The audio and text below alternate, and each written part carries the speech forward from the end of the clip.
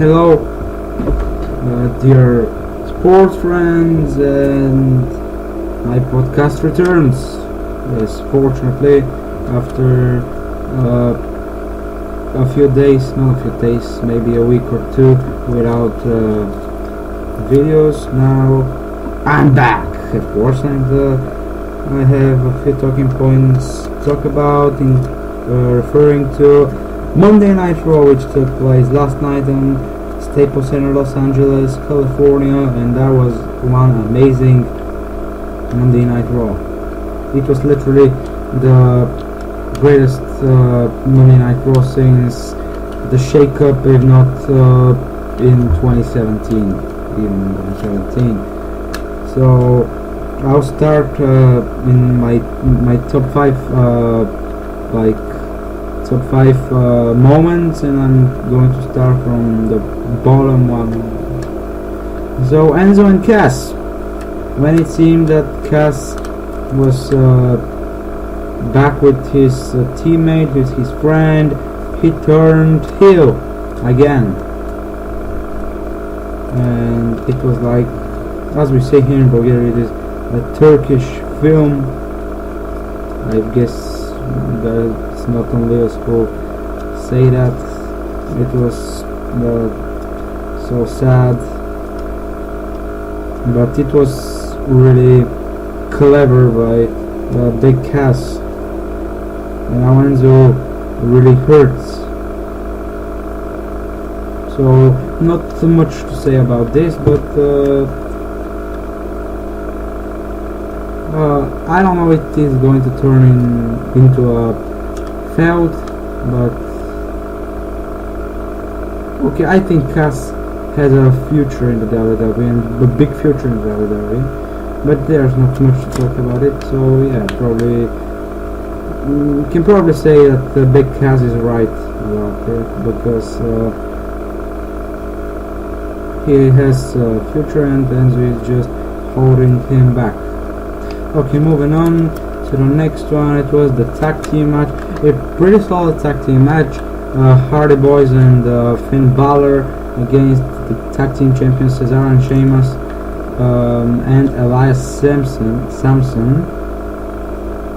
Both teams were dominating, but in the end we saw a absolutely amazing suicide dive over the top rope by Finn Balor, then Jeff Hardy, and Finn Balor with the two legs, with a jump off the top rope, and they won the match. So Finn Balor and the Hardy Boys defeated Cesaro, Sheamus, and Elias Samson. But it was a great match overall. Number 3, it was Miz TV, which apparently everyone is just like saying that the last month Monday Night Raw has given us two of the worst segments in WWE history. I actually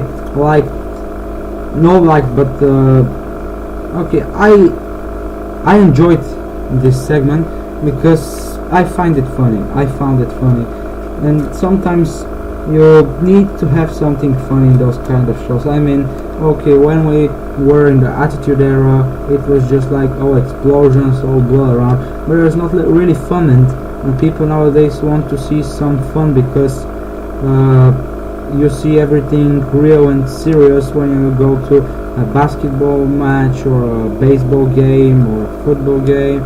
You want to be like, you want to enjoy the show and not only see or fight real wrestling. Okay, that's what the people are in the arena for, that's what they have paid for, but you need to have some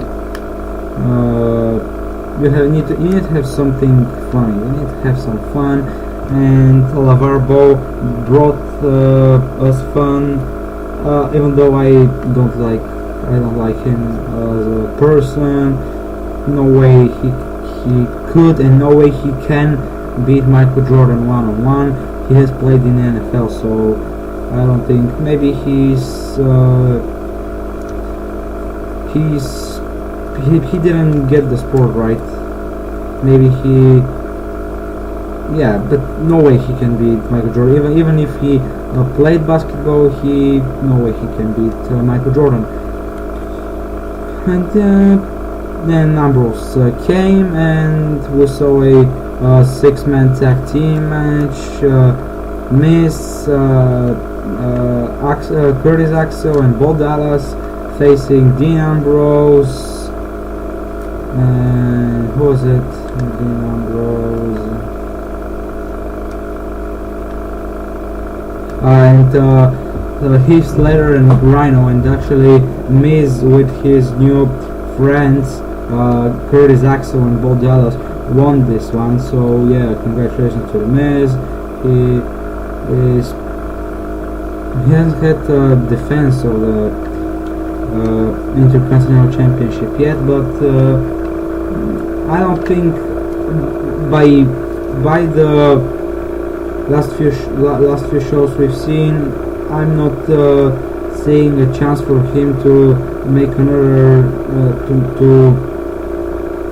to defend his Intercontinental Championship again, because it probably won't be Dean Ambrose again.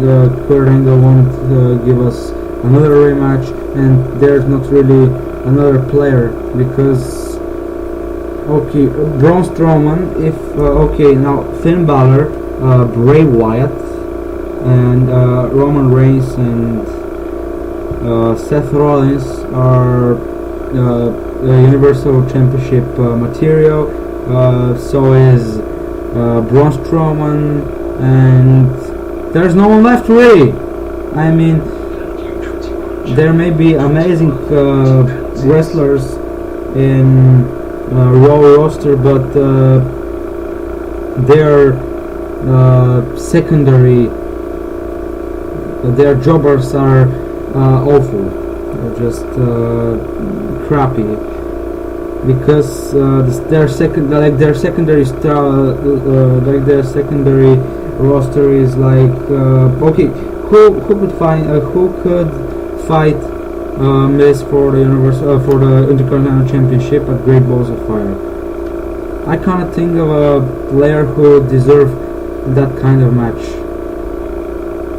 because as I already said, Braun Strowman, Seth Rollins, Bray Wyatt, Finn Balor, and Roman Reigns, they might win it, but it won't be so valuable for them, because they want to win the Universal Championship. And no Dean Ambrose, because he lost, and we probably won't get another match like that. And who is left really? Heath Slater and Rhino, they're a tag team. They won't fight Split.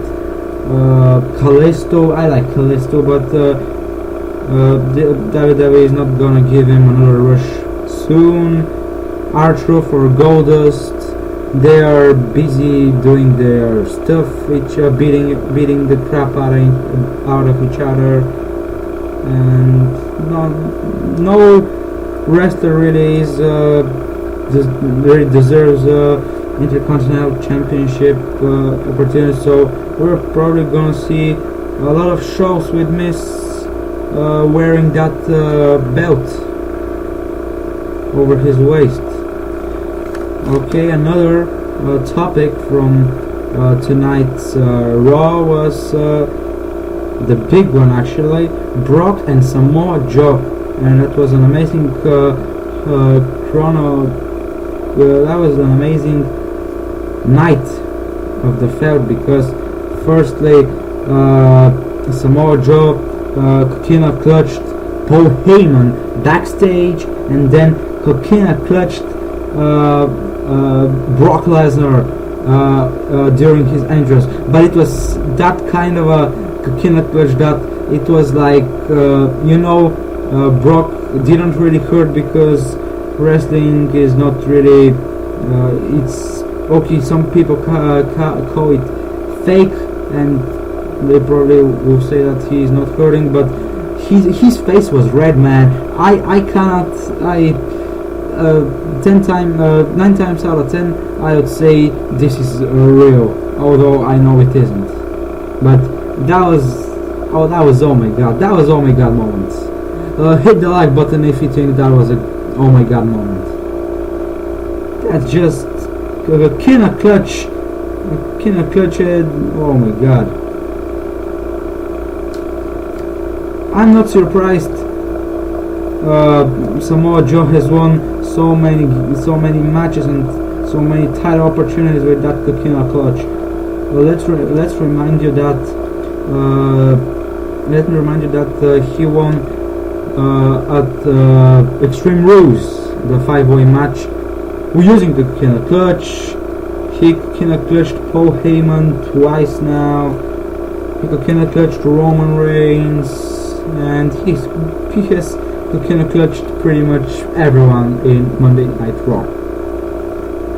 But the top moment for me, some might say that that's not the right choice, but even though it is another wrestler that is really common in the title matches, and she's a she's already a three-time Raw Women's Champion, and she shouldn't be having another title shot. But that was an amazing match. I have to give the credit to Nia Jax and Sasha Banks for that kind of a matchup, because Nia Jax just beat the crap out of Sasha Banks, and he always kicked out. He always got up, and I don't know how she resisted. She looked like she's beaten, ready to I don't know, if to fall asleep or something. And in the end, it was she was tired. Nia Jax was tired, and Sasha Banks won it with the bank statement. But it wasn't okay. I know quite a few people who are dissatisfied with the fact that Sasha Banks is number one contender, because she has already won her 3 Raw Women's titles. But I appreciate that kind of wrestlers and that kind of storylines, even though I want different champions. But I appreciate that kind of storylines when we see good fights. I'll give you New Japan Pro Wrestling, for example. We've already seen 2 title matches between Okada and Omega, and these were 2 of the best ever wrestling matches. Not of the year, not of Japan, of ever. Cody Rhodes also making good progress in Ring of Honor. It's just WWE that cannot get it right. But that was a great match, and the whole night was great. I'm just a bit disappointed that we didn't see Stone Cold Steve Austin, as it was rumored that he will be joining tonight's Raw live from Los Angeles. But overall, it was one great night, and I really enjoyed it. Looking forward to SmackDown Live. So yeah, not another one of the few amazing nights this year, but hopefully things will get better, or if they don't, we'll watch the same old crappy stuff. We'll watch good matches on pay-per-view, hopefully, and we'll have alternatives in Ring of Honor and New Japan Pro Wrestling, and Impact is also not to underestimate. So yeah, thanks for listening, and see you in the next podcast. Goodbye.